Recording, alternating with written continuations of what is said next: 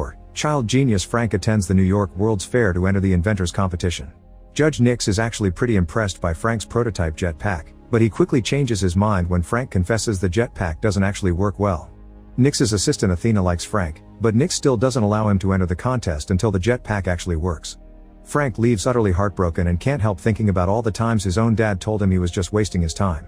Suddenly he's approached by Athena, who gives him an orange lapel pin with a blue T and asks him to follow her and Nix without being noticed.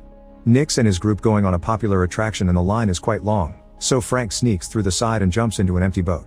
In the middle of the ride, a laser detects Frank's pin and opens a trapdoor that takes the boat down a dark corridor. A futuristic-looking wagon appears and Frank is happy to enter it, but as soon as he steps in, metal blinds block all doors and windows, and the wagon begins shaking like crazy. Frank falls to the floor and doesn't get to stand up until the wagon stops. When the doors open, Frank steps out and finds himself on a platform surrounded by heavy fog. To his shock, a flying car passes by and he sees Athena with Nix inside. Frank tries to go after them, but giant robots appear in front of him and try to stop him. The kid runs around the platform trying to dodge the robotic arms and accidentally falls on the platform below, causing his jetpack to break. A friendly robot appears and grabs the jetpack to fix it before giving it back to Frank. At that moment, a group of guards arrive to capture Frank, so he steps back and falls once again.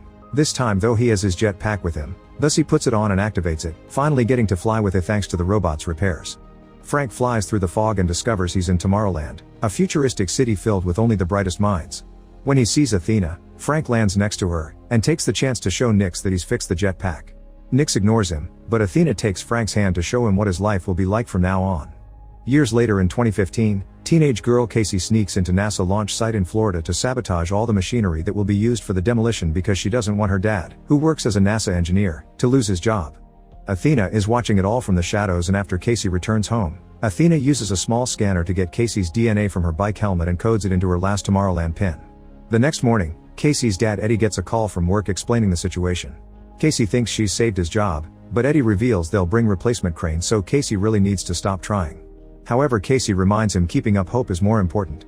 In the evening, Casey tries to sabotage the demolition again, but this time the police are waiting for her and she gets arrested. Some hours later, someone pays the bail, and Casey picks up her belongings to return home. Among all the things she finds the pin, and when she touches it, she suddenly sees a vision of a different place. The pin falls, and when Casey touches it again, the same thing happens. The next time, Casey grabs the pin properly and finds herself looking at a huge city in the distance, but when she tries to walk to it, the pin falls and she is in jail again because walking made her bump against things and people in the room. To avoid more trouble, Casey picks up the pin using gum wrapper. At that moment, Eddie shows up to pick Casey up after paying the bail. On their way home, he scolds Casey for her actions, so she makes him touch the pin, promising it'll explain everything. However, when Eddie touches the pin, nothing happens. Confused, Casey touches the pin herself and appears in the other world, coming to the conclusion this only works for her. Eddie gets tired of Casey rambling about the pin and takes it away from her. When they get home, Casey waits for Eddie to fall asleep to steal the pin from his night table. As soon as she touches it, she appears in the other world, and walking toward the city makes her bump against the walls of her house and even fall down the stairs. The noise wakes Eddie up, causing Casey to hide and decide to do this somewhere else. Casey goes to the middle of a huge field and touches the pin, allowing her to finally appear in Tomorrowland. While taking the train to go further into the city, she discovers the pin has a timer that is going down and that nobody can see her. Casey leaves the train at the next stop and she sees some important scientists entering a different kind of wagon. She tries to follow them, but suddenly water appears around her because the pin timer is about to reach zero. Casey tries to ignore it and pushes through the water, but soon Tomorrowland disappears and Casey finds herself in a swamp. As soon as she returns home, Casey wakes her brother Nate up and asks him for the password to their dad's computer. The siblings search for the pin online and find an ad from a store that will buy these pins from anyone. Casey writes down the shop address and asks Nate to tell their father she's going camping with some friends. In the morning, Athena shows up at the house, so Nate gives her the camping excuse. Athena can tell he's lying and pressures him until he finally confesses. Meanwhile, Casey makes it to the shop from the ad. The eccentric clerks are clearly interested in it and confirm that what Casey saw was real. Tomorrowland is a place where all the brightest minds gather to create freely without the chains of government and greed, and the only way to access the city is through the pin. The clerks want to buy the pin and to know where Casey got it, but when Casey refuses to cooperate, they press a button to lock the door and reveal a pair of futuristic weapons that can shoot plasma. Casey tries to hide among the merchandise, but the clerks find her anyway and demand information on some girl. Suddenly, a grenade breaks through the window and freezes the clerks inside a force field. An armed Athena enters the shop too and explains it's a time bomb that won't last long, then helps Casey get her hand out of the field. Unfortunately, this causes the bomb to shut off and the clerks are free again, so they counterattack. Athena fights them hand to hand with the help of Casey throwing merchandise at them, and when Athena removes one of their heads, Casey is shocked to discover both clerks were animatronics. After announcing the animatronics are about to self-destruct, Athena drags Casey out of the shop just in time to avoid the explosion. Then Athena breaks a car window to open it and pushes Casey inside before using a special tool to make the car start as she explains they need to escape before they find them. On the road, Casey begins asking questions, and Athena tells her she was the one that gave her the pin. Before she can say more, she suddenly begins malfunctioning, and Casey watches in horror how Athena fixes herself because she's an animatronic as well. Scared, Casey jumps out of the car and Athena tries to follow her, but as soon as she steps on the road, a truck hits her. The driver immediately comes to check on her, and Casey takes the chance to steal the truck to escape. However, Athena is just fine and immediately runs after the truck, jumping through the window to steal the keys and lock the door. Casey begins yelling, and Athena finally manages to shut her up by conforming Casey as her last pin, and they need to quickly go to Tomorrowland because they built something they shouldn't have.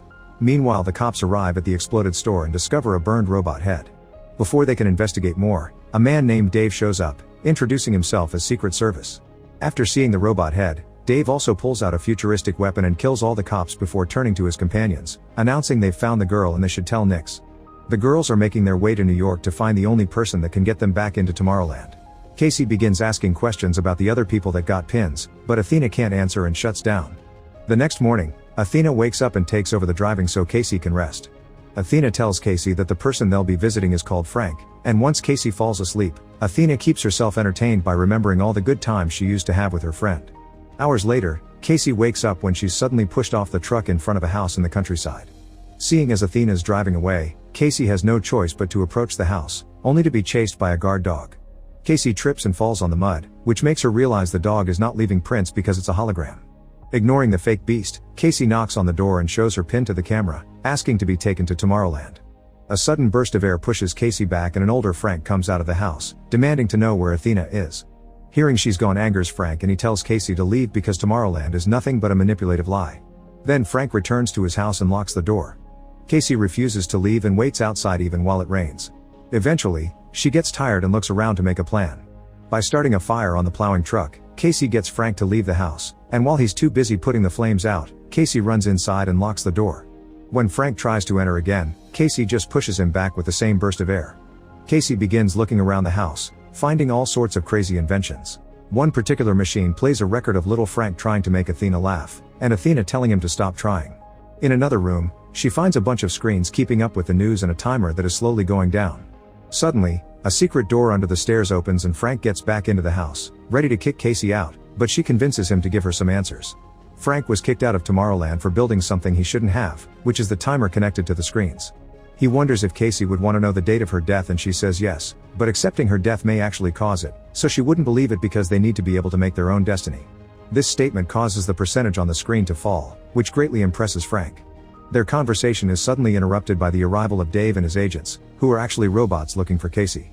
Frank immediately activates all the metal blinds, and when one robot uses her strength to get inside anyway, Frank uses a tool to electrocute her.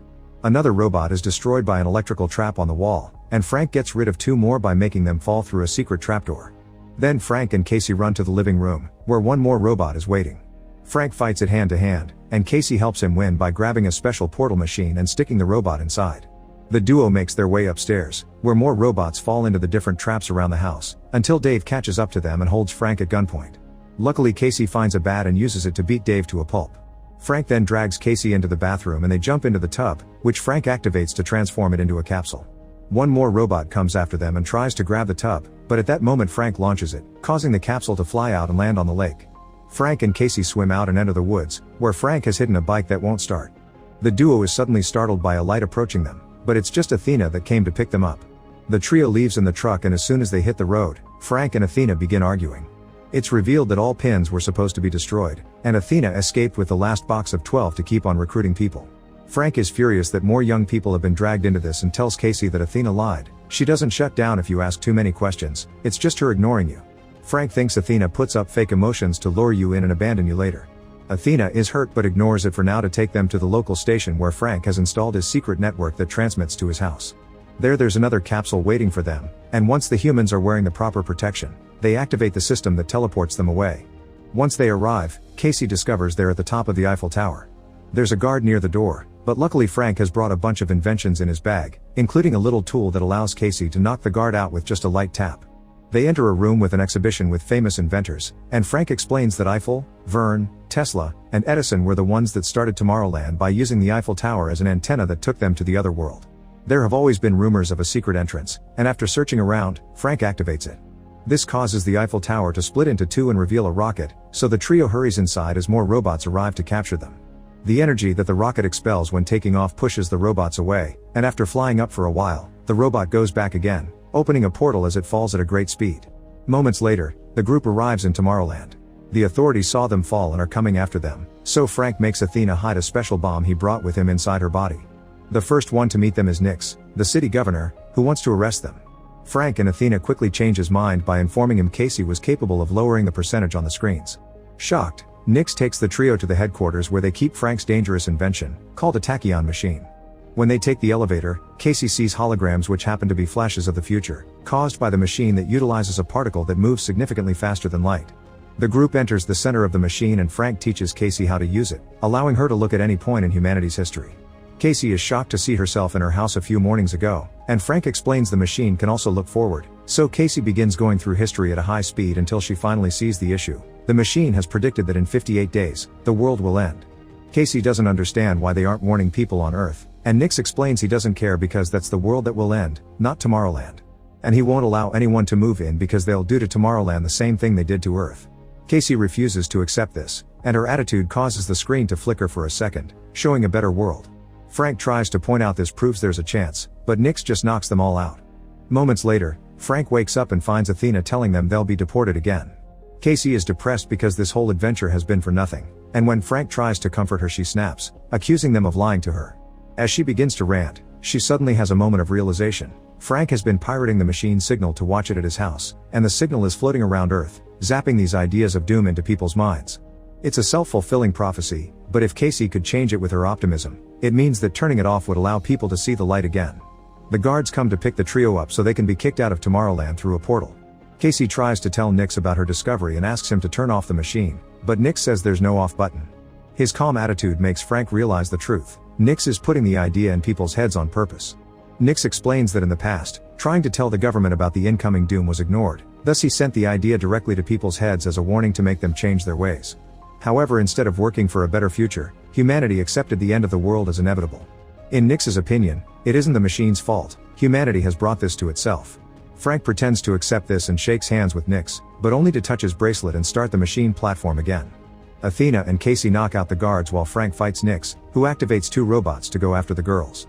Frank asks Athena to use the bomb he gave her, but when Athena tries to, the robots catch her.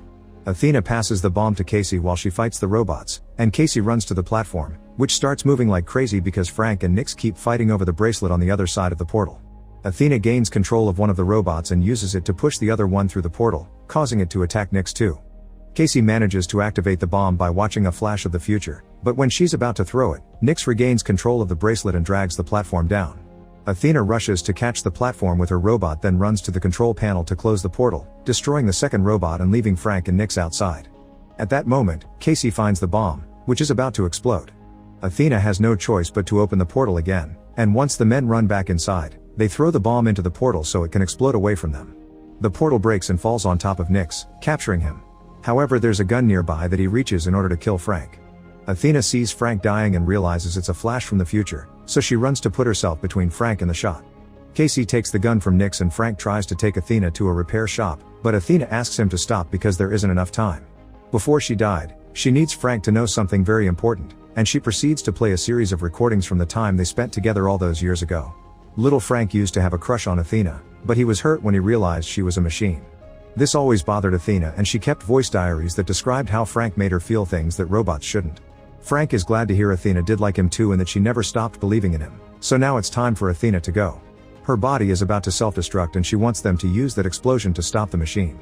Frank uses a jetpack to fly Athena up, and after they say their goodbyes, Athena is dropped inside the machine. The whole structure explodes and the debris falls on Nix, killing him. Tomorrowland loses its power and Frank tries to keep control of the jetpack to at least land safely in the river. Casey rushes to check on him, and as they begin talking about what to do next, a bunch of flashes from the future gives them an idea. First, Frank fixes the portal so Casey can reunite with her family. Then together they begin working on restarting the PIN program, for which they build a bunch of robots like Athena. These robots use a portal to travel all over the world and leave pins for the bright minds that may help them make a better future for Earth.